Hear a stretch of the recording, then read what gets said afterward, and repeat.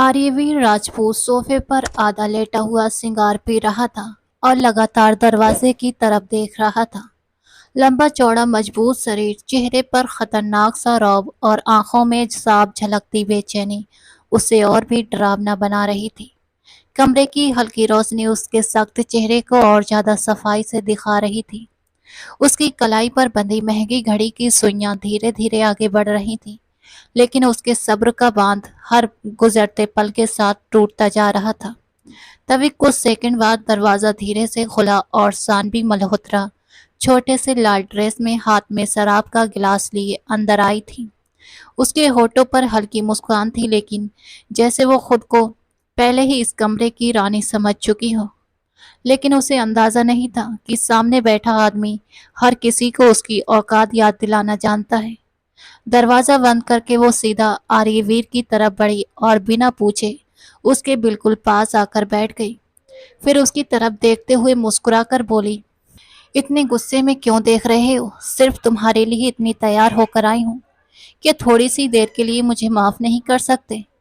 ये कहते हुए उसने अपनी बाहें उसके गले में डाल दी और धीमे लहजे में बोली थी, डार्लिंग, हम कब तक ऐसे छुप छुप कर मिलते रहेंगे? मैं तुमसे शादी करना चाहती हूँ। तुम्हारे बिना रहना अब मुश्किल हो गया है।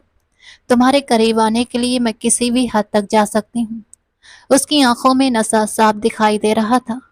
थोड़ा शराब का असर था और बाकी आर्यवीर की मौजूदगी ही उसे बेबस करने के लिए काफी थी। आर्यवीर कुछ पल तक बिना कुछ बोले उसे देखता रहा। फिर अचानक उसने उसके बाल मुट्ठी में पकड़कर उसे अपने करीब खींच लिया। सानवी के होठों से दर्द भरी सिसकारी निकली, लेकिन उसने उसे मुस्कान में छुपा लिया था। आर्यवीर ने कुछ नहीं कहा, बस खतरनाक नजरों से उससे घूरता रहा। कितनी बार कहा है तुमसे कि मेरे इतना करीब आने की कोशिश मत किया करो, लेकिन तुम्हें मेरी बात समझ नहीं आती। एक पल लगता है मुझे किसी की गर्दन दबाने में। क्या चाहती हो तुम? तुम्हारे साथ भी वही कर दूं जो मैं तुम्हारे साथ कभी नहीं करना चाहता। उसकी आवाज धीमी जरूर थी, मगर उसमें ऐसा खौफ था कि किसी की भी रूह कांप जाए। फिर वो बोला, और रही बात शादी की, तो हाँ, मैं तुमसे शादी जरूर करूंगा, लेकिन अभी नहीं। अभी तुम किसी और की पत्नी हो। जब तक तुम उस आदमी को छोड़ नहीं देती, मैं तुम्हें अपना नहीं सकता। जब तक तुम उसे अपनी जिंदगी से बाहर नहीं करोगी, मेरी नजरों में कैसे जगह बना पाओगी? क्या तुम्हें शादी की अहमियत नहीं पता? वो उसकी छोटी सी ड्रेस से नजरें चुराता हुआ बोला था। सानवी मल्होत्रा ने दर्द से अपने होठ भींचे, लेकिन अगले ही पल फिर से मुस्कुरा दी। वो बूढ़ा ज्यादा दिन जिंदा नहीं रहेगा। मैं बहुत जल्द उसे रास्ते से हटा दूंगी। तुम बस मुझ पर भरोसा रखो। और वैसे भी शादी में क्या मिलेगा? तुम भी समझदार हो, मैं भी समझदार हूँ। रात है, तन्हाई है। क्यों ना आज तुम मुझे पूरी तरह अपना बना लो। वो उसकी छाती पर उंगलियां फेरते हुए धीमे लहजे में बोली थी, आज की रात मैं तुम्हारी बाहों में बिताना चाहती हूँ। तुम्हें उस दुनिया में ले जाना चाहती हूँ जिसके बारे में तुमने कभी सोचा भी नहीं होगा। तुम नहीं जानते सानवी कितना खतरनाक नशा है। अगले ही पल आर्यवीर राजपूत ने उसे जोर से धक्का दे दिया। सानवी संभल नहीं पाई और सोफे से दूसरे किनारे पर जा गिरी। उसके हाथ से शराब का गिलास गिरते गिरते बचा। बेइज्जती का एहसास उसके चेहरे पर साफ दिखाई दे रहा था। उसने कभी सोचा भी नहीं था कि आर्यवीर उसके साथ ऐसा व्यवहार करेगा। एक औरत होकर उसने खुद उसके सामने खुद को पेश किया था, लेकिन बदले में जो मिला था उसने उसके अंदर शर्म और गुस्सा दोनों भर दिए थे। वो गुस्से से उसे घूरने लगी। वहीं आर्यवीर बिल्कुल शांत खड़ा अपना कोट ठीक कर रहा था। फिर उसकी ठंडी आवाज कमरे में गूंजी, फिलहाल मेरा ऐसा कोई मूड नहीं है। तुम बस वही करो जो मैंने कहा है। जैसे ही वो बूढ़ा आदमी रास्ते से हटेगा, तुम्हें तुम्हारा हिस्सा मिल जाएगा। उससे पहले सपने देखना बंद करो। मैं तुम्हें तब तक नहीं अपनाऊंगा जब तक वो इंसान जिंदा है, और तुम मुझे तब तक हासिल नहीं कर पाओगे जब तक तुम मेरी चाहत की कद्र नहीं करोगी। तब तक तुम मुझे हासिल नहीं कर सकती। आर्यवीर राजपूत ने ठंडी आवाज में कहा। सानवी मल्होत्रा अपनी जगह से उठी और उसका बाजू पकड़ते हुए बोली, आखिर तुम राघव मल्होत्रा को मारना क्यों चाहते हो? तुम्हारा उससे ऐसा क्या रिश्ता है? उसने तुम्हारा क्या बिगाड़ा है? आर्यवीर की आंखों में अजीब सी चमक उभरी। उसने धीरे से उसकी ठोड़ी पकड़कर अपने करीब किया और बोला, हर बात बताई नहीं जाती डार्लिंग। कुछ राज राज ही रहे तो बेहतर होता है। वो आगे कुछ कहती, उससे पहले ही उसने उसकी बात काट दी। जितना कहा है जाकर उतना करो, सवाल पूछने की आदत छोड़ दो। मुझे वो औरतें बिल्कुल पसंद नहीं जो हर बात पर सवाल करें। मेरे लिए वही औरत सही है जो चुपचाप मेरी बात माने। इस बार उसकी आवाज पहले से भी ज्यादा सर्द और खतरनाक थी। सानवी कुछ पल उसे देखती रही, जैसे उसकी आंखों के पीछे छिपे राज को पढ़ने की कोशिश कर रही हो। फिर हल्का सा मुस्कुराकर बोली, तुम बहुत ही खतरनाक इंसान हो आर्यवीर राजपूत। मैं तुम्हें जितना सीधा समझ रही थी वो मेरी सबसे बड़ी गलतफहमी थी। लेकिन शायद यही वजह है कि मैं तुम्हारे प्यार में पागल हूँ। तुम बाकी सबसे अलग हो। आर्यवीर ने उसकी बात का कोई जवाब नहीं दिया। उसने आखिरी बार उसकी तरफ देखा और दरवाजे की तरफ बढ़ गया। दरवाजा खोलते हुए वो रुका और बिना पीछे मुड़े बोला, और हाँ, अगली बार मुझे छूने से पहले इजाजत लेना। मुझे वो लोग बिल्कुल पसंद नहीं जो बिना पूछे मुझे हाथ लगाते हैं, चाहे वो औरत हो या मर्द।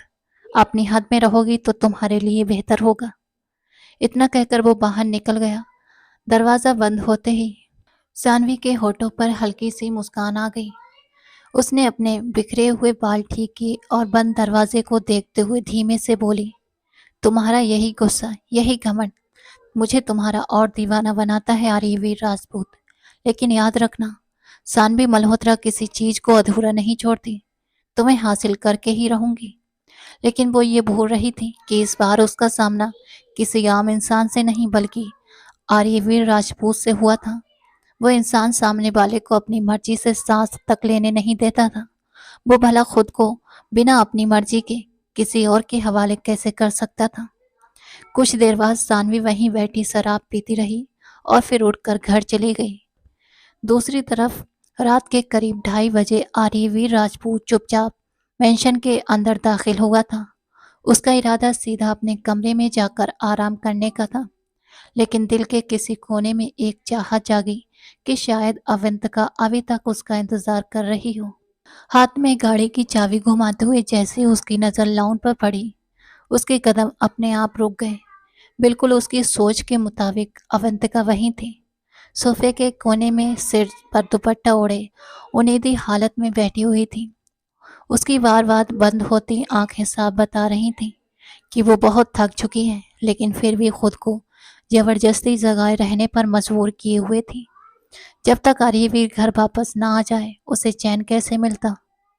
आर्यवीर कुछ पल खामोशी से उसे देखता रहा। इस पूरे बड़े से घर में अगर कोई एक इंसान था जिसकी मौजूदगी उसे सुकून देती थी तो वो सिर्फ अवंतिका थी।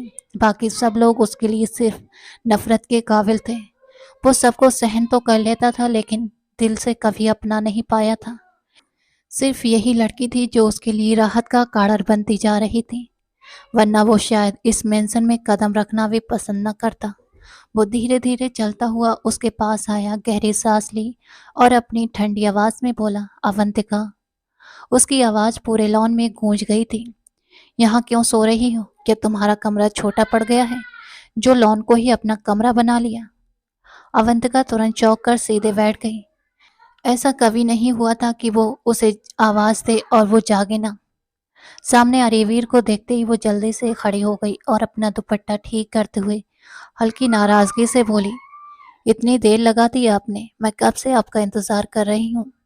फिर बच्चों की तरह शिकायत करते हुए बोली, आपको पता है मैंने अभी तक कुछ नहीं खाया। मुझे बहुत जोर की भूख लगी है। मुझे दादाजी, बड़े चाचू और छोटे चाचू सब बोल रहे थे कि अवंतिका खाना खा लो, आर्यवीर देर से आएगा, लेकिन मैंने किसी की बात नहीं मानी। मैं सिर्फ आपके साथ खाना खाना चाहती थी और आप हैं कि आते ही मुझे डांटना शुरू कर देते हैं। ये कहाँ का इंसाफ है। अवंतिका बच्चों की तरह शिकायत कर रही थी। एक वही इंसान है जिसके सामने वो खुलकर जिद करती थी, अपनी छोटी छोटी ख्वाहिशें जताती थी और लाड दिखाती थी, क्योंकि उसे पूरा यकीन था कि यारीवीर कभी उसकी बात टालेगा नहीं और ना ही उसके लाड पर उसे डांटेगा। आर्यवीर ने गहरी सांस ली और बिना कुछ बोले किचन की तरफ बढ़ गया। चलते हुए उसने सख्त लहजे में कहा, मैंने तुमसे कहा था ना, मेरा इंतजार मत किया करो और समय पर खाना खा लिया करो। ये ड्रामा आखिर कब खत्म होगा तुम्हारा?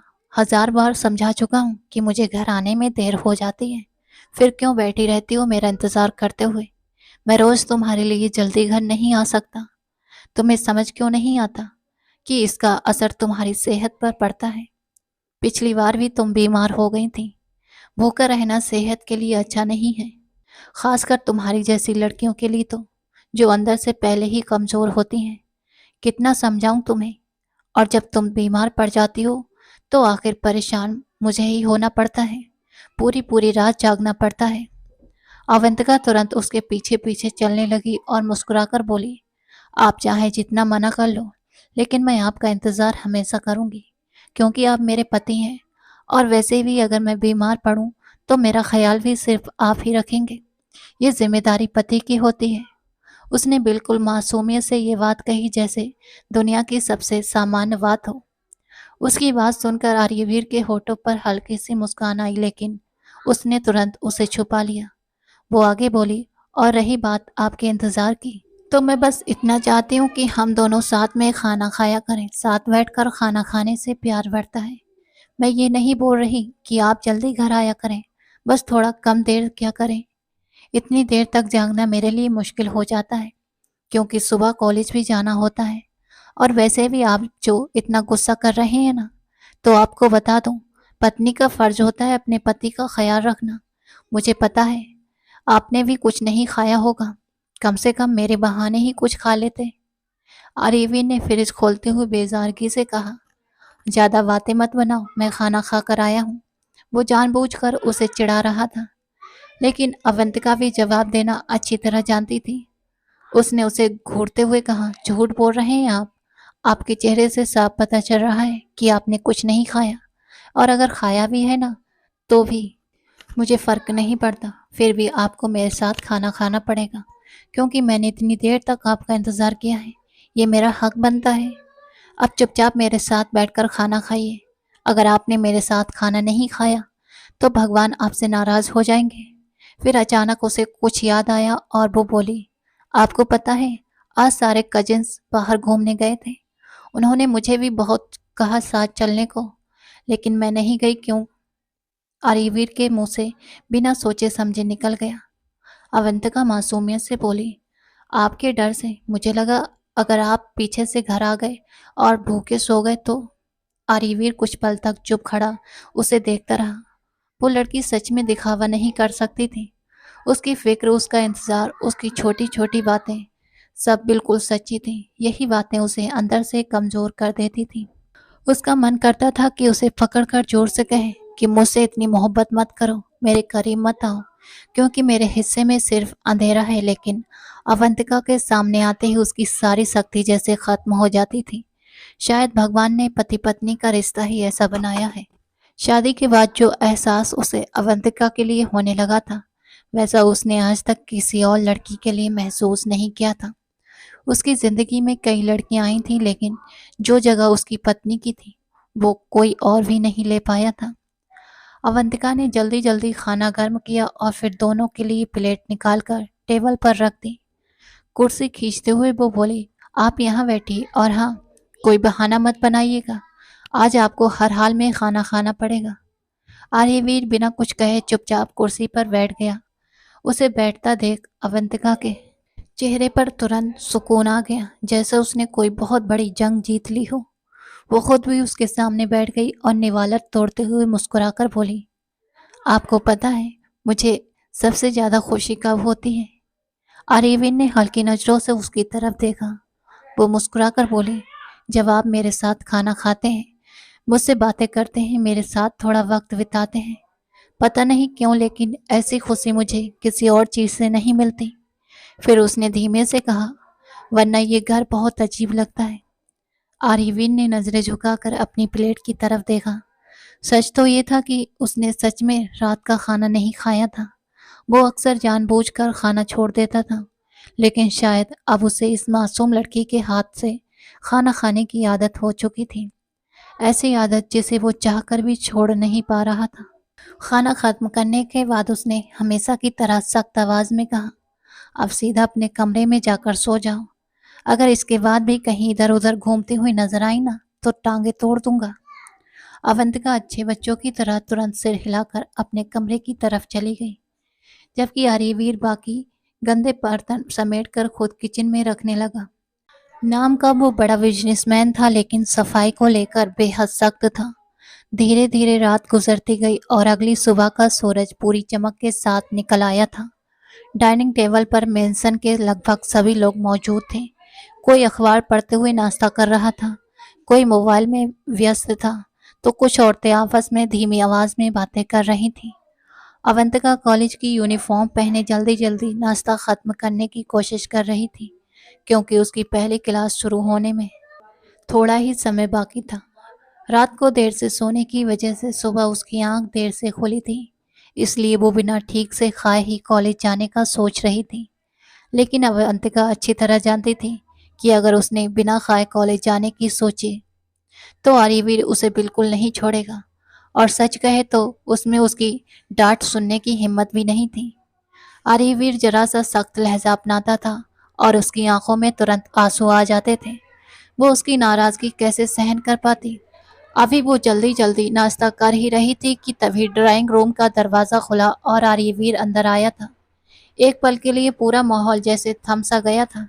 कुछ लोगों के हाथ हवा में ही रुक गए थे, कुछ चेहरों पर साफ नाराजगी आ गई थी, तो कुछ की आंखों में डर उतर आया था।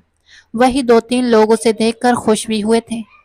वो न कभी इन लोगों के साथ बैठकर नाश्ता करता था और न ही ज्यादा मेलजोल रखना पसंद करता था।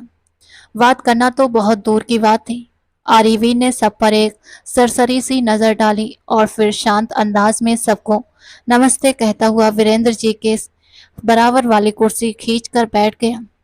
जवाब में भी कुछ धीमी आवाजें उठी थी, लेकिन माहौल में फैली बेचैनी खत्म नहीं हुई थी। टेबल के एक सिरे पर बैठे धर्मपाल सिंह गंभीर नजरों से उसे देखते हुए बोले, मुझे तो यकीन ही नहीं हो रहा कि आज जनाब डाइनिंग टेबल पर बैठकर नाश्ता करने आए हैं। वैसे 2 दिन पहले मैंने तुम्हें बुलाया था कि आकर मुझसे कमरे में मिल लो। 2 दिन गुजर गए, लेकिन तुम्हारे पास 1 घंटा भी नहीं था हमारे लिए। मैं तुम्हारा दादा हूँ, क्या मेरी इतनी भी अहमियत नहीं रही? आर्यवीर प्लेट में नाश्ता निकाल रहा था, लेकिन उनकी बात सुनकर उसका हाथ वहीं रुक गया। कुछ पल खामोश रहने के बाद उसने नजर उठाकर उनकी तरफ देखा और शांत लेकिन सख्त आवाज में बोला, दादाजी, आप अगर चाहते हैं कि मैं बिना नाश्ता किए यहाँ से उठकर ऑफिस चला जाऊं, तो सीधा कह दीजिए। बैठते ही शुरू हो गए आप। मुझे ये ताने देना बिल्कुल पसंद नहीं है। मैं यहाँ रोज रोज बेइज्जत होने नहीं बैठता। उसके शब्द सुनते ही वीरेंद्र जी गुस्से में बोल पड़े, तमीज से बात करो आर्यवीर, वो तुम्हारे दादाजी हैं। अगर मेरे पिता से बदतमीजी की ना, तो मैं तुम्हारी जुबान खींच लूंगा।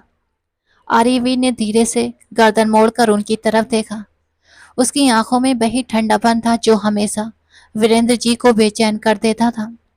आर्यवीर ने शांत लेकिन खतरनाक लहजे में कहा, मैं अभी भी तमीज से ही बात कर रहा हूँ, और बेहतर होगा कि आप मुझसे ज्यादा बात करने की कोशिश ना करें।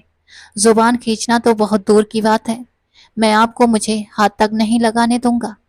सिर्फ एक रिश्ते की वजह से चुप हूँ, वरना आज जो सब आपने मेरे लिए इस्तेमाल किए हैं ना, उनका जवाब मैं बहुत अलग तरीके से देता। फिर वो थोड़ा झुककर बोला, एक बार फिर बोल रहा हूँ, मुझसे दूरी बनाकर रखिए। उसकी बात सुनते ही वीरेंद्र जी का गुस्सा भड़क गया। वो ऊंची आवाज में बोले, क्यों बात ना करूं तुमसे? मैं तुम्हारा बाप हूँ, तमीज नहीं है तुम्हें अपने बड़ों से बात करने की? तभी आर्यवीर अचानक अपनी जगह से खड़ा हो गया। कुर्सी पीछे खिसकाने की तेज आवाज पूरे हॉल में गूंज गई थी। उसने सीधा अपने पापा की आंखों में देखते हुए कहा, आज याद आ गया आपको कि आप मेरे बाप हैं? उसकी आवाज अब पहले से ज्यादा सख्त हो चुकी थी। जब मेरी माँ आपके सामने रो रही थी, चीख चीख कर आपसे बोल रही थी कि दूसरी शादी मत कीजिए, तब कहाँ था आपका ये बाप वाला रिश्ता? तब आपने उनकी एक बात भी नहीं सुनी थी। पूरा डाइनिंग हॉल एकदम खामोश हो गया था। किसी में बोलने की हिम्मत नहीं थी। हर कोई जानता था कि जब आर्यवीर को गुस्सा आता है, तो वो पल भर में पूरे घर का माहौल बदल देता है, और इस वक्त भी हालात कुछ ऐसे ही हो चुके थे। अवंतिका की तो जैसे जान ही अटक गई थी। उसे आर्यवीर का गुस्सा बिल्कुल अच्छा नहीं लगता था। वो जितना गुस्सा करता, उसे उतनी ही तकलीफ होती।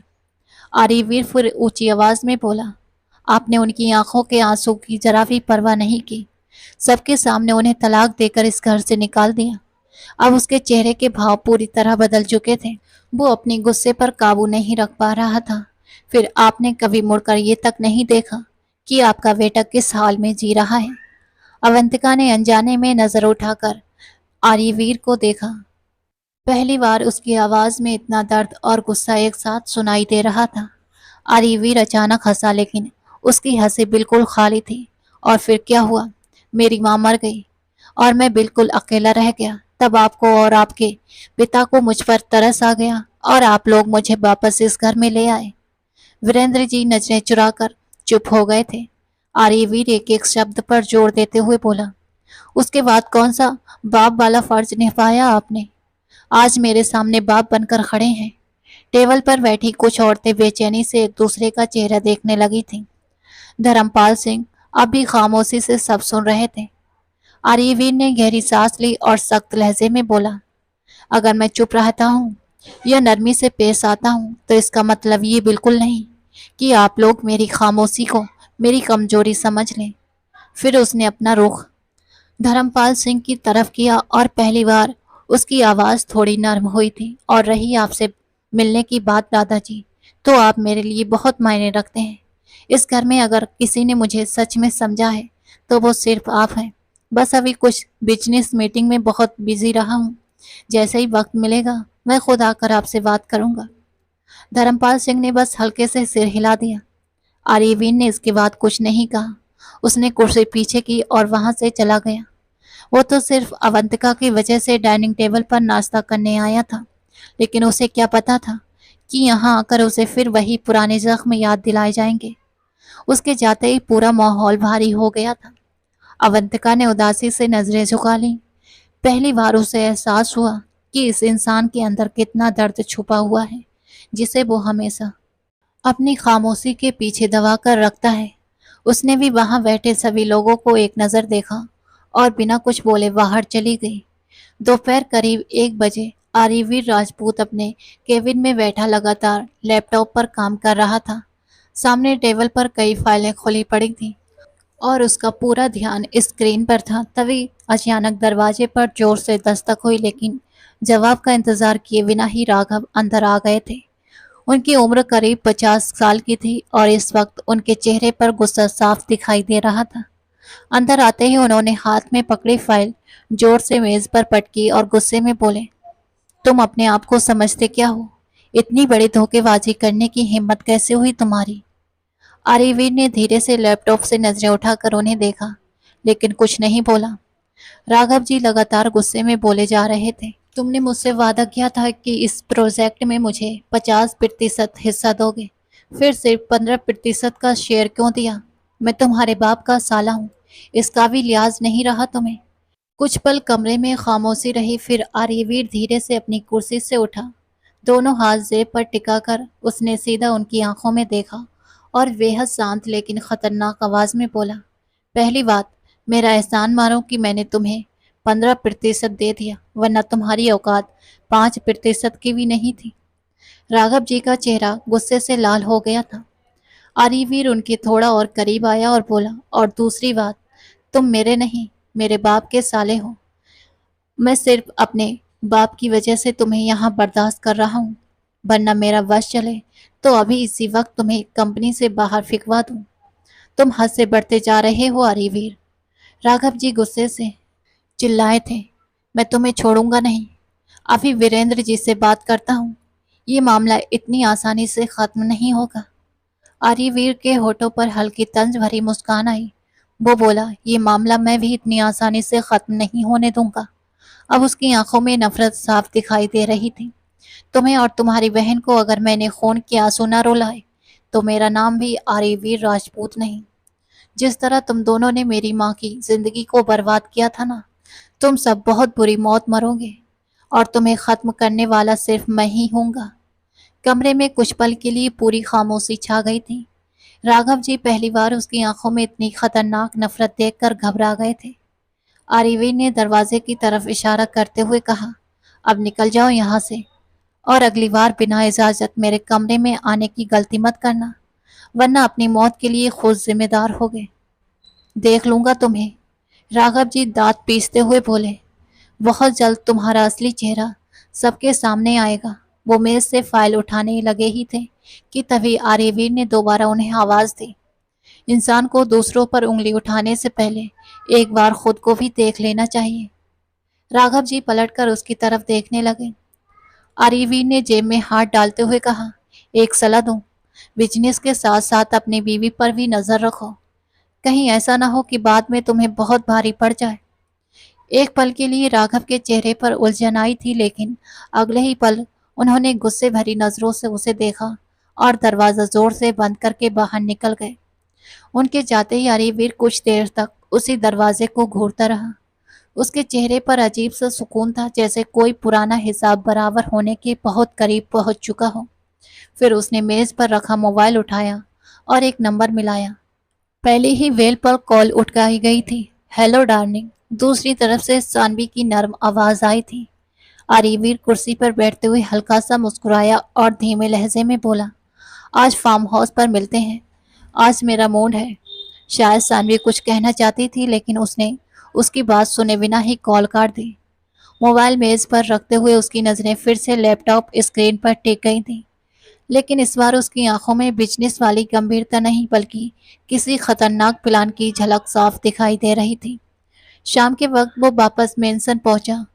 अपने कमरे में आईने के सामने खड़ा बाल सेट कर रहा था। सफेद शर्ट की बाजू कोहनी तक मुड़ी हुई थी और चेहरा जरूरत से ज्यादा गंभीर लग रहा था, जैसे किसी खास काम के लिए तैयार हो रहा हो। तभी दरवाजे पर हल्की सी दस्तक हुई और जवाब का इंतजार किए बिना अवंतिका अंदर आ गई थी। उसके हाथ में चाय की ट्रे थी। वो चुपचाप चलकर उसके पास आई और ट्रे मेज पर रखते हुए बोली, जल्दी घर आ जाइएगा, कहीं बाहर जा रहे हैं क्या? आर्यवीन ने आईने में उसका अक्स देखा और बालों में हाथ फेरते हुए बोला, तुम्हारे पास मेरी जासूसी करने के अलावा कोई और काम नहीं है क्या? हर वक्त नजर रखती रहो कि मैं कब आ रहा हूँ, कब जा रहा हूँ। अवंतिका ने तुरंत मुंह बनाया और उसकी तरफ घूमकर बोली, अच्छा, अगर आप बोलेंगे तो आपकी तरफ देखना बंद कर दूंगी, फिर किसी और पर ध्यान दे दूंगी। वैसे भी इस मेंशन में लड़कों की कमी नहीं है। उसकी बात खत्म होते ही आर्यवीर का चेहरा एकदम सख्त पड़ गया था। आर्यवीर धीरे धीरे उसकी तरफ मुड़ा और दांत भींच कर बोला था, मेरे हाथों मरने का बहुत शौक हो रहा है तुम्हें? उसकी आवाज अचानक बेहद ठंडी हो गई थी। जो इस तरह की बातें कर रही हूँ? अवंतिका ने तुरंत होठ दबाकर हंसी रोकने की कोशिश की, लेकिन फिर भी मुस्कुरा गई। हाँ, हो रहा है मरने का शौक, क्योंकि अब आप जीने भी तो नहीं दे रहे हो। फिर वो शिकायत भरे अंदाज में बोली, क्या जरूरत थी सुबह सुबह सबके सामने बड़े चाचू से लड़ने की? आर्यवीन ने अपना कोट उठाकर बेड पर फेंका और बोला, तुम्हारे बड़े चाचू को मुझसे उलझने का बहुत शौक है। एक बार सबक देना जरूरी था। और दादाजी का क्या कसूर था? अवंतिका तुरंत बोली, वो तो आपसे इतना प्यार करते हैं, फिर आपने उन्हें भी इतना सुना दिया। उसकी बात सुनकर आर्यवीर बोला, मैंने उन्हें कुछ नहीं कहा, सिर्फ इतना बोला कि वक्त मिलेगा तो बात कर लूंगा। अवंतिका तुरंत उसके करीब आ गई और मासूमियत से बोली, तो अभी भी तो वक्त है ना, मुझसे तो बात कर रहे हैं, एक बार दादाजी से भी जाकर बात कर लीजिए, शायद उन्हें सच में कोई जरूरी बात करनी हो। आर्यवीर कुछ पल चुपचाप उसका चेहरा देखता रहा, फिर अचानक उसकी नजरें सिकुड़ गईं। ये बात करते हुए तुम्हारा चेहरा इतना लाल क्यों हो रहा है? उसने गौर से उसके चेहरे को देखते हुए पूछा। सब ठीक है ना अवंतिका? वो एकदम घबरा गई। ऐसी कोई बात नहीं है, आपको गलतफहमी हो रही है। उसने जल्दी से नजरें चुरा ली। आर्यवीर ने धीरे से चाय का कप उठाया और गंभीर आवाज में बोला, एक बात हमेशा याद रखना लड़की, 24 घंटे मेरी नजर तुम पर रहती है। अगर मुझे तुम्हारी तरफ से कोई भी शिकायत मिली या तुमने मुझे धोखा देने के बारे में सोचा भी। वो कुछ पर रुका, फिर सीधा उसकी आंखों में देखकर बोला, तो मैं ये भूल जाऊंगा कि तुम मेरे स्वर्गीय अंकल की बेटी हो, जो इस दुनिया में मुझे सबसे ज्यादा प्यारे थे। अवंतिका के चेहरे की मुस्कान धीरे धीरे गायब हो गई। उसकी आंखों में हल्की नमी उतर आई थी। कुछ पल वो बस खामोशी से उसे देखती रही, फिर धीमी आवाज में बोली, शायद मेरी जैसी मोहब्बत किसी ने आपसे नहीं की होगी, लेकिन फिर भी आप मुझ पर शक करते हैं। आर्यवीर चुप खड़ा रहा मुझे आपसे ही बात नहीं करनी। ये कहकर अवंतिका तुरंत पलटी और तेज कदमों से कमरे से बाहर निकल गई। दरवाजा बंद होते ही पूरे कमरे में खामोशी फैल गई। आर्यवीर कुछ देर वहीं खड़ा रहा। उसकी आंखों में हल्की बेचैनी उतर आई थी और दिल पर भी अजीब सा बोझ महसूस हो रहा था। लेकिन अगले ही पल उसने खुद को संभाल लिया। आज उसे ऐसा हिसाब बराबर करना था जिसका इंतजार वो सालों से कर रहा था। कुछ घंटों बाद वो फार्म हाउस के उस बड़े से लॉन में सोफे पर आराम से बैठा था। एक हाथ सोफे पर टिका हुआ था जबकि दूसरे हाथ में सिंगार था। सामने सानवी बैठी थी, चेहरे पर हल्का लेकिन बेहद खूबसूरत मेकअप, छोटा सा मॉडर्न ड्रेस और पूरे कॉन्फिडेंट के साथ वो लगातार उसे देख रही थी। उसके अंदाज में ऐसी कशिश थी जो किसी भी आदमी को दीवाना बना दे। लेकिन सामने बैठा आर्यवीर राजपूत इन सब चीजों से बिल्कुल बेपरवाह था। उसकी आंखों में हमेशा की तरह ठंडापन और बगावत साफ दिखाई दे रही थी। अचानक उसने खामोशी तोड़ी। तुम चाहती हो ना कि मैं तुमसे शादी करूं? सानवी के होठों पर तुरंत मुस्कान आ गई। सिर्फ शादी नहीं, वो धीरे से बोली, मैं चाहती हूँ कि हम हमेशा के लिए एक हो जाएं। आर्यवीन ने सिगार का लंबा सा कस लिया और उसकी तरफ देखते हुए बोला, तो फिर अब वक्त आ गया है एक खेल शुरू करने का। सानवी तुरंत सीधी होकर बैठ गई। बस हुक्म करो। उसकी आवाज में पागलपन भरा जुनून था। आपके लिए जान भी देनी पड़ी तो दे दूंगी। आर्यवीर के होठों पर हल्की तंज भरी मुस्कान आई। जान नहीं चाहिए मुझे, मुझे सिर्फ बदला चाहिए, उसने धीमी मगर खतरनाक आवाज में कहा था। और उसके लिए तुम्हें मेरा एक काम करना होगा। जो कहोगे करूंगी। सानवी ने बिना सोचे जवाब दिया। उसकी बात सुनकर आर्यवीर बोला, राघव को कुत्ते की तरह जलील करना है मुझे। इस बार उसकी आवाज में खुली नफरत थी। सानवी के चेहरे पर उलझन आ गई थी। मैं समझी नहीं। आर्यवीर थोड़ा आगे झुका और बोला, मैं नहीं चाहता कि तुम सीधा उससे तलाक दो और ना ही उसका कत्ल करो। अगर ऐसा किया तो तुम खुद फंस जाओगी और मैं तुम्हें किसी मुसीबत में डालना नहीं चाहता। फिर वो बेहद सुकून से बोला, मैं चाहता हूँ कि तुम उसके सारे गलत कारनामे मीडिया के सामने लेकर आओ। उसे इतना गिरा दो, इतना बेइज्जत कर दो कि वो खुद अपनी जिंदगी खत्म करने के बारे में सोचने लगे। सानवी कुछ पल तक खामोश बैठी उसे देखती रही। फिर सानवी बोली, लेकिन राघव ने ऐसा कौन सा गलत काम किया है कि वो अपनी जिंदगी तक खत्म करने पर उतर आएंगे?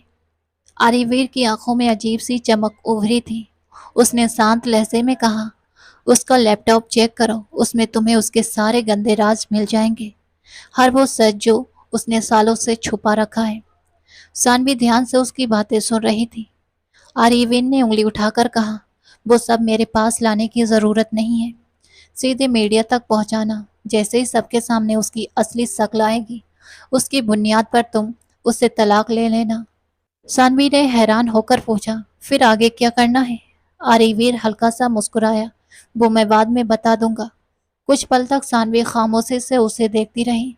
फिर धीरे से बोली, मैं तुमसे एक बात पूछूं? आर्यवीर ने सिर हिला दिया। सानवी ने गहरी सांस ली और बोली, अवंतिका का इस सब में क्या कसूर है? अगर तुम मुझसे शादी करोगे तो उसका क्या होगा? कुछ पल तक आर्यवीर चुपचाप उसका चेहरा देखता रहा।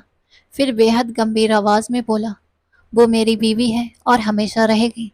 उसके साथ कुछ गलत नहीं होगा। मैं सिर्फ उन लोगों से बदला ले रहा हूँ जिसने मेरी माँ की जिंदगी बर्बाद की थी। फिर उसके होठों पर हल्की सी मुस्कान आई।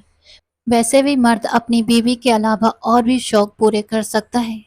मुझे नहीं लगता तुम्हें अवंतिका से कोई परेशानी हो गई। सानवी ने मुस्कुराने की कोशिश की लेकिन उसकी आंखों में एक पल के लिए जलन साफ नजर आई थी, जिसे आर्यवीर ने तुरंत महसूस किया था। फिर वो दोबारा बोला, और हाँ, किसी तरह उस बूढ़े का एक बाल लेकर आना। सानवी चौंक गई। क्यों? आर्यवीर ने शांत आवाज में कहा, मुझे किसी का डीएनए टेस्ट करवाना है। सानवी के माथे पर हल्की सी सिकन आई थी। वो गौर से उसे देखते हुए बोली, सब ठीक तो है? आखिर तुम्हारे दिमाग में चल क्या रहा है? कुछ देर कमरे में खामोशी रही। फिर धीरे धीरे आर्यवीर के चेहरे पर खतरनाक मुस्कान फैल गई थी। बस देखती जाओ, असली खेल अब शुरू होगा। उसकी आवाज में पूरा भरोसा था। तुम बस वही करो जो मैं बोल रहा हूँ। बाकी सब मैं संभाल लूंगा। सानवी ने धीरे से सिर हिला दिया जबकि आर्यवीर उठकर कमरे से बाहर निकल गया। आज भी सानवी तड़प कर रह गई थी, लेकिन आर्यवीर ने उसे अपने करीब आने का मौका नहीं दिया था। रात करीब 9 बजे वो फार्म हाउस से वापस आया। गाड़ी से उतरते ही बिना कहीं रुके सीधा मेंशन के अंदर चला गया था और तेज कदमों से धर्मपाल सिंह के कमरे की तरफ बढ़ गया। असल में उनका उनसे मिलने का कोई इरादा नहीं था, लेकिन अवंतिका की बातें उसके दिमाग में घूम रही थीं, खासकर उसका शर्माना बात करते हुए चेहरा लाल हो जाना। ये सब आर्यवीर को अंदर ही अंदर बेचैन कर रहा था। वो दुनिया में किसी को भी नजरअंदाज कर सकता था, लेकिन अवंतिका को नहीं। दरवाजा खोलकर वो कमरे में दाखिल हुआ। धर्मपाल सिंह आराम से अखबार पढ़ रहे थे। उसे देखते ही उनके चेहरे पर हल्की सी मुस्कान आ गई। उन्होंने अखबार नीचे रखते हुए कहा, मुझे यकीन नहीं हो रहा कि तुम खुद मिलने चले आए हो। मैंने तो सोचा था अब एक हफ्ते बाद ही दर्शन होंगे। आरवी ने धीरे से सामने वाली कुर्सी खींची और बैठते हुए कहा, आज काम थोड़ा जल्दी खत्म हो गया था, वरना सोच तो रहा था कि कल मिल लूं, लेकिन आज देर हो जाती तो आप सो चुके होते। धर्मपाल सिंह ने हल्का सा सिर हिलाया और बोले, खैर ये बताओ तुम्हें क्यों बुलाया है, ये पता है? कुछ पल कमरे में खामोशी रही, फिर उन्होंने गंभीर होकर कहा, तुमने अवंतिका की विदाई के बारे में क्या सोचा है? मैं उसका जिम्मेदार हूँ बेटा। जिंदगी का कोई भरोसा नहीं होता। मैं चाहता हूँ अपनी आंखों के सामने उसे तुम्हारे हवाले कर दूं। आर्यवीर ने सीधा उनकी तरफ देखा और शांत आवाज में बोला, उसकी जिम्मेदारी सिर्फ आपकी नहीं है दादाजी, वो मेरी पत्नी है और अब उसका जिम्मेदार मैं हूँ। उसकी आवाज में सादगी थी लेकिन पूरा भरोसा भी। और जहां तक विदाई की बात है, जैसा आपको ठीक लगे, मुझे कोई परेशानी नहीं है। ये सुनकर धर्मपाल सिंह के चेहरे पर सुकून आ गया था। वो मुस्कुराते हुए बोले, मुझे तुम्हारी यही बात पसंद है। इसी जिम्मेदारी की वजह से मैंने तुम्हें अपनी दोस्त की बेटी के लिए चुना था।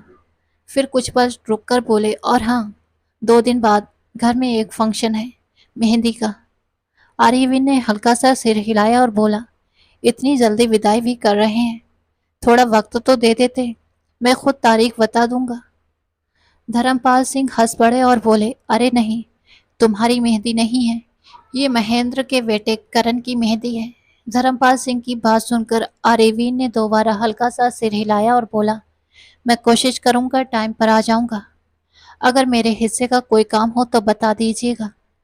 धर्मपाल सिंह नरमी से मुस्कुराए और बोले, बस तुम्हारा काम इतना है कि फंक्शन में गुस्सा मत करना और मेरी अवंतिका को खुलकर एंजॉय करने देना। आर्यवीन ने सीधा उनकी तरफ देखा और गंभीर आवाज में बोला, अगर वो अपनी हद में रही तो मैं कुछ नहीं कहूँगा, लेकिन हद पार की तो मुझसे अच्छे बर्ताव की उम्मीद मत रखिएगा। उसकी आवाज शांत जरूर थी, लेकिन साफ महसूस हो रहा था कि वो अपनी बात पर कायम रहेगा। धर्मपाल सिंह उसे समझते थे, इसलिए बस हल्का सा सिर हिला दिया। आर्यवीर कुर्सी से उठते हुए बोला, खैर, अब आप आराम कीजिए। मुझे शादी या विदाई से कोई ऐतराज नहीं है। जैसा आप कहेंगे वैसा ही होगा। ये कहकर वो बिना कुछ और सुने कमरे से बाहर निकल गया। दरवाजा बंद होने के बाद धर्मपाल सिंह कुछ देर उसी तरह उसको देखते रहे जहां से वो गया था। उनके चेहरे पर सुकून भरी मुस्कान आ गई थी। वो जानते थे कि लड़का जितना सख्त दिखता है उतना ही जिम्मेदार भी है। 2 दिन गुजर गए। आज घर में करण की मेहंदी थी और पूरे मेंशन में रौनक लगी हुई थी।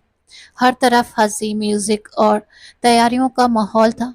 आर्यवीर भी अपने जरूरी काम छोड़कर धर्मपाल सिंह की बात रखने वहां आ गया था, लेकिन जैसे ही उसने अंदर कदम रखा, उसकी नजर सीधा अवंतिका पर जाकर टिक गई। वो हॉल के बीचों बीच अपने कजिन्स के साथ खड़ी थी। चेहरे पर प्यारी सी मुस्कान थी और सबके साथ हंसी मजाक में लगी हुई थी। थोड़ी देर बाद जैसे ही म्यूजिक तेज हुआ, वो सबके साथ डांस करने लगी थी। बस यही चीज आर्यवीर के अंदर अचानक गुस्सा भर गई थी।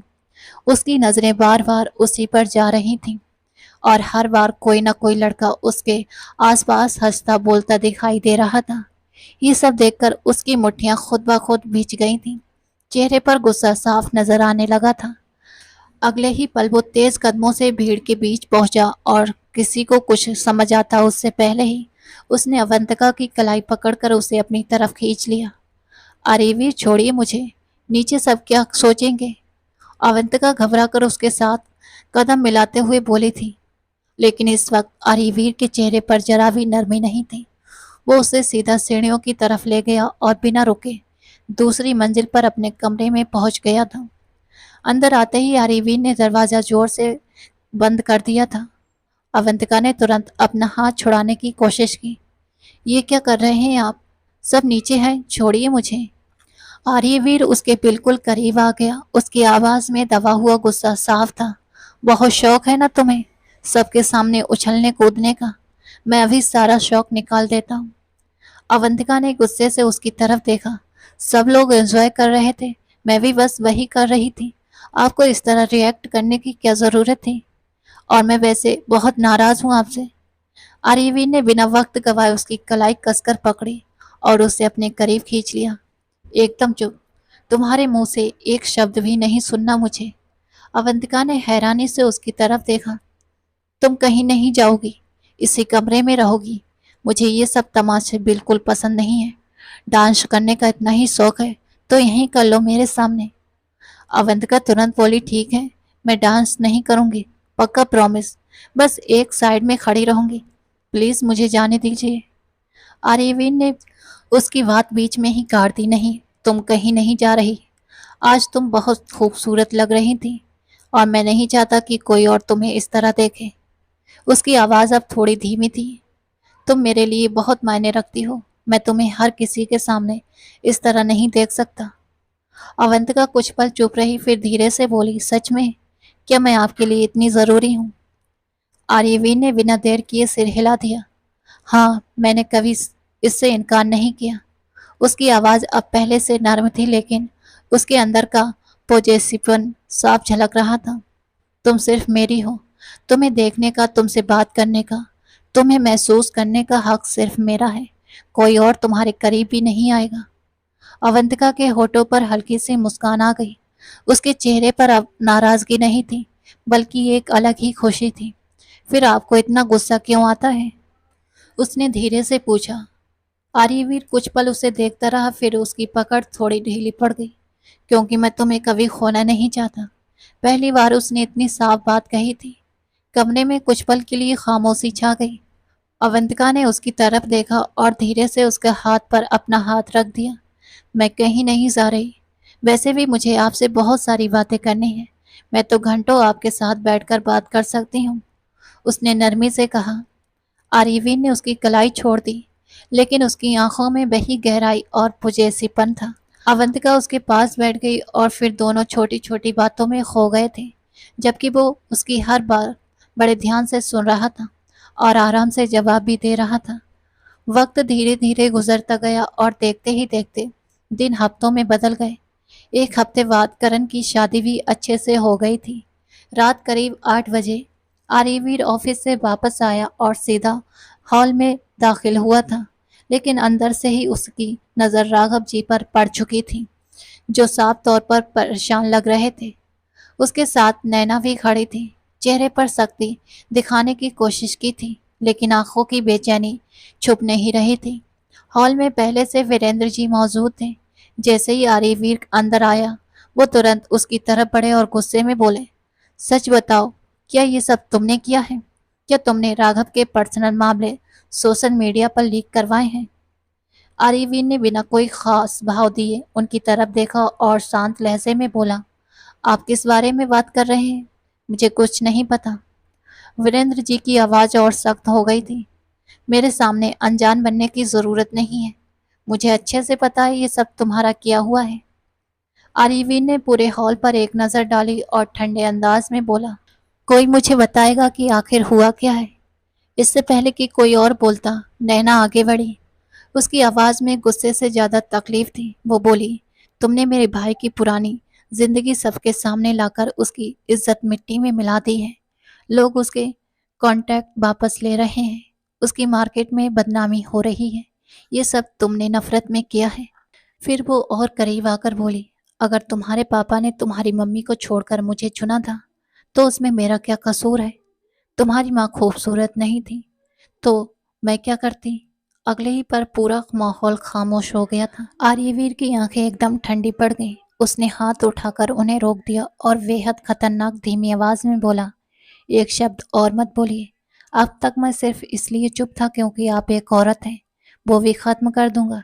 फिर आर्यवीर ने सीधा वीरेंद्र जी की तरफ देखा और बोला, पापा, आज मैं आपको बताता हूँ कि ये दोनों असल में कौन है। वीरेंद्र जी हैरानी से उसे देखने लगे। इतने सालों बाद उसने उन्हें पापा कहा था। आर्यवीर आगे बोला, आपकी बीवी और राघव पहले से एक दूसरे से जुड़े हुए थे। भाई बहन बनकर आपसे झूठ बोलते रहे और आपको बेवकूफ बनाते रहे। पूरे हॉल में सन्नाटा फैल गया था। सब लोग एक दूसरे का चेहरा देखने लगे। आर्यवीन ने गुस्से से कहा, जो ये शरीफ बनने का नाटक करते हैं ना, सब झूठ है। सोशल मीडिया पर जो भी कुछ वायरल हुआ है वो सब सच है। राघव ड्रग्स के धंधे में शामिल है और कई लड़कियों के साथ इसका रिश्ता भी है। नैना तुरंत आगे आई और कांपती आवाज में बोली, ये झूठ बोल रहा है। लेकिन आर्यवीन ने जेब से एक फाइल निकालकर वीरेंद्र जी के सामने रख दी। ये डीएनए रिपोर्ट है, आपके ही डॉक्टर ने बनाई है, खुद पढ़ लीजिए। जैसे ही वीरेंद्र जी ने रिपोर्ट खोली, उनके हाथ कांपने लगे, चेहरे का रंग उड़ गया। हॉल में मौजूद हर इंसान उनकी हालत देख रहा था। नैना घबराकर बोली, ये सब झूठ है, ये हमें बदनाम कर रहा है। लेकिन वीरेंद्र जी जैसे पत्थर बन चुके थे। उनकी नजरें बार बार रिपोर्ट पर जा रही थीं। आर्यवीर की आवाज और भारी हो गई थी। तो मेरी माँ की मौत हादसा नहीं थी, उनका एक्सीडेंट प्लान किया गया था और ये सब तुम दोनों ने मिलकर किया था। उसने सीधा राघव की तरफ देखा और दहाड़ते हुए बोला था, सच बोल दो वरना यही खत्म कर दूंगा। अगले ही पल उसने जेब से पिस्तौल निकाली और राघव के सिर पर तान दी थी। बोलो, वरना इस ट्रिगर दबाने में एक सेकंड भी नहीं लगेगा। पूरा हॉल डर से जम गया था। राघव के हाथ कांपने लगे थे। डर के मारे उसकी आवाज टूट गई थी। ये सब नैना ने किया था। मैंने कुछ नहीं किया, मैं मजबूर था। हॉल में और गहरी खामोशी फैल गई थी। वीरेंद्र जी बिल्कुल सुन्न खड़े थे। उनके हाथ से रिपोर्ट छूटकर नीचे गिर चुकी थी, जैसे उनकी पूरी दुनिया एक पल में टूट गई हो। आर्यवीर ने धीरे से पिस्टल नीचे की और सीधा खड़ा हो गया। अब जो करना है आप खुद करिए, मैंने सच आपके सामने रख दिया है। इतना कहकर वो सीढ़ियों की तरफ बढ़ गया। अभी वो आधी सीढ़ियां ही चढ़ा था कि पीछे से वीरेंद्र जी की टूटी हुई आवाज गूंजी, मैं इसे तलाक दूंगा, अभी इसी वक्त।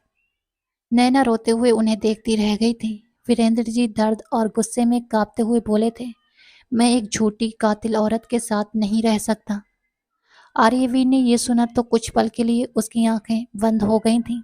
उसने गहरी सांस ली, जैसे बरसों का बदला आखिर पूरा हो गया हो। मैं अब कभी शादी नहीं करना चाहता, वीरेंद्र जी ने धीमी आवाज में कहा था। उनकी आंखों में पछतावा साफ दिखाई दे रहा था। आर्यवीर कुछ पल खामोश बैठा उन्हें देखता रहा। फिर उसने गहरी सांस ली और सोफे से टिक गया।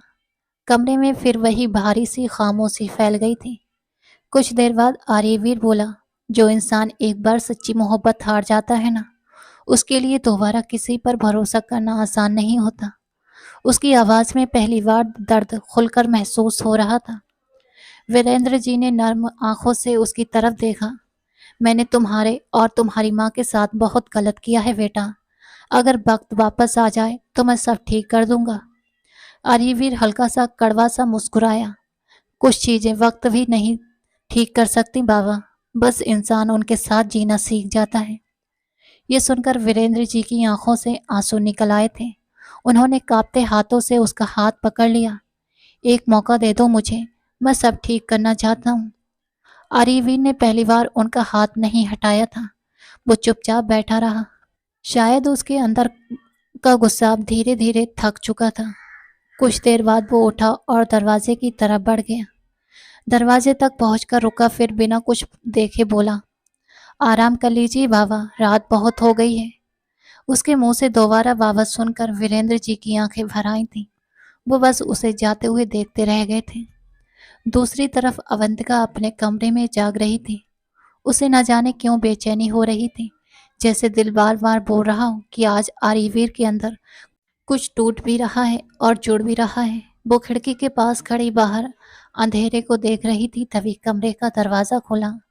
उसने पलट कर देखा तो सामने आर्यवीर खड़ा था। चेहरे पर वही शक्ति थी मगर आंखों की थकान छुप नहीं रही थी। अवंतिका फौरन उसकी तरफ बढ़ी। आप ठीक हैं? उसने फिक्र से पूछा। आर्यवीर कुछ पल उसे देखता रहा फिर अचानक उसे अपनी बाहों में खींच लिया था। अवंतिका एक पल को चौंकी मगर अगले ही पल खामोशी से उसके सीने से लग गई थी। आज पहली बार उसे महसूस हुआ था कि ये आदमी बाहर से जितना मजबूत दिखता है अंदर से उतना ही टूटा हुआ है। आर्यवीन ने अपनी आंखें बंद कर ली। शायद बरसों बाद उसे सुकून मिला था। मेरी जिंदगी में दो औरतें आई हैं। एक के साथ मैं वफादार नहीं रह पाया और दूसरी ने मेरे साथ वफा नहीं की।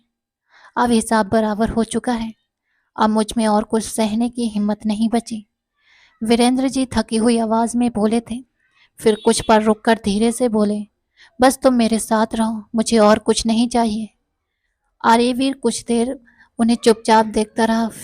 उसकी आंखों में पहली बार शक्ति की जगह हल्की सी नरमी दिखाई दी थी। वो धीरे से उठा और उनके सामने जाकर खड़ा हो गया। वीरेंद्र जी ने कांपते हाथों से उसकी तरफ हाथ बढ़ाए और अगले ही पल आर्यवीन ने उन्हें गले लगा लिया था। बरसों से दोनों के बीच जो दूरियां थीं वो उस पल जैसे थोड़ी कम हो गई थीं। वीरेंद्र जी की आंखों से लगातार आंसू बह रहे थे और आर्यवीर भी पहली बार अंदर से थोड़ा नर्म पड़ गया था। कमरे में खामोशी थी लेकिन इस बार उस खामोशी में शिकायत नहीं थी, सिर्फ थकान और सुकून था जो धीरे धीरे दोनों के दिलों से उतर रहा था। एक हफ्ता ऐसे ही गुजर गया। आज भी बाकी दिनों जैसा ही दिन था। आर्यवीर अपने कमरे में बैठा लैपटॉप पर काम कर रहा था कि तभी नीचे से जोर जोर से चिल्लाने की आवाज आने लगी। सानवी की चीख पूरे हॉल में गूंज रही थी। कहाँ हो आर्यवीर राजपूत? तुम मेरे साथ ऐसा कैसे कर सकते हो? उसकी आवाज सुनकर घर के लोग नीचे जमा होने लगे थे। आर्यवीर ने बिना घबराए लैपटॉप बंद किया और धीरे धीरे सीढ़ियां उतरने लगा था। उसके चेहरे पर वही ठंडा और सख्त भाव था जो हर बार किसी बड़े फैसले लेने से पहले आ जाता था। नीचे हॉल में सानवी गुस्से और सदमे में खड़ी थी।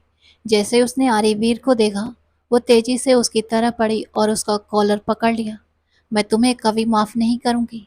उसकी आवाज कांप रही थी। तुमने मेरी और राघव की शादीशुदा जिंदगी तोड़वाई और अब मुझसे शादी करने से पीछे हट रहे हो। आर्यवीर ने बिना एक पल गवाए उसका हाथ झटक दिया और उसे पीछे धकेल दिया था। सानवी लड़खड़ाई मगर खुद को संभाल लिया। आर्यवीर ने उसे घूरते हुए ठंडी आवाज में कहा, कभी आईने में खुद को देखा है? मैं तुम जैसी औरत से शादी करूंगा? भगवान ने मुझे अवंतिका जैसी साफ दिल की लड़की दी है। उसके होते हुए मैं किसी दूसरी औरत की तरफ देखना भी पसंद नहीं करता। मुझे पसंद भी नहीं हो तुम। सानवी की आंखों में आंसू आ गए थे लेकिन वो हार मानने को तैयार नहीं थी। झूठ बोल रहे हो तुमने मुझसे वादा किया था कि तुम मुझसे शादी करोगे। मैंने तुम्हारे लिए सब कुछ किया। अपने पति को सबके सामने बेइज्जत किया। उसके सारे राज दुनिया के सामने लाकर रख दिए सिर्फ तुम्हारे लिए। उसकी आवाज भर्रा गई थी और अब तुम मुझसे ऐसे छोड़ रहे हो। आर्यवीर कुछ पल उसे चुपचाप देखता रहा फिर ठंडी आवाज में बोला, अगर तुम अपने पति की वफादार नहीं हो सकी तो मेरी क्या होती? मान लो आज मैं तुमसे शादी कर भी लेता, कल अगर तुम्हें मुझसे बेहतर कोई मिल जाता तो तुम मेरे साथ भी वही करती जो राघव के साथ किया था। मेरी जिंदगी भी बर्बाद कर देती। मैं ऐसी लड़की को अपनी जिंदगी में क्यों लाऊं जो अपना असली चेहरा पहले ही दिखा चुकी है। पूरा हॉल खामोश था। कुछ लोग नजरें झुकाकर खड़े थे। सानवी के होठ कांप रहे थे।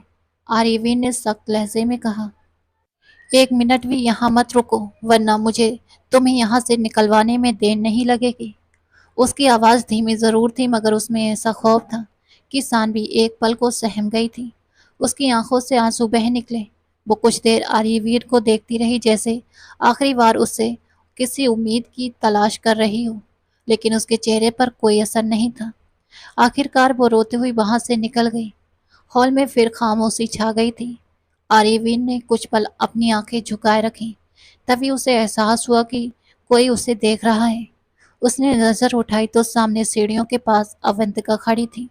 उसकी आंखें नम थीं। वो सारी बातें चुपचाप सुन चुकी थी जैसे ही दोनों की नजरें मिली वो तुरंत पलटी और तेजी से अपने कमरे की तरफ चली गई थी। आर्यवीर वहीं खड़ा रह गया। इस बार उसके चेहरे पर गुस्सा नहीं था, बस एक अजीब सी बेचैनी थी जो पहली बार साफ दिखाई दे रही थी। कुछ देर बाद वो खुद को रोक नहीं पाया और सीधा अवंतिका के कमरे की तरफ चला गया। कमरे में दाखिल होते ही उसकी नज़र अवंतिका पर पड़ी। वो बेड पर बैठी रो रही थी और घबराहट में अपने दुपट्टे का किनारा मरोड़ रही थी। आर्यवीर कुछ पल चुपचाप उसे देखता रहा, फिर धीरे से उसके करीब आया। अब किस बात पर रो रही हो? उसने सीधे लहजे में पूछा। अवंतिका ने तुरंत चेहरा ऊपर नहीं उठाया। उसकी आवाज़ भरी हुई थी। मुझे आपसे बात नहीं करनी। उसने खुद को संभालने की कोशिश करते हुए कहा। उसने सब बता दिया, कैसे आप उसके साथ घूमते थे, उसके साथ वक्त बिताते थे। आर्यवीर ने गहरी सांस ली और उसके सामने आकर खड़ा हो गया।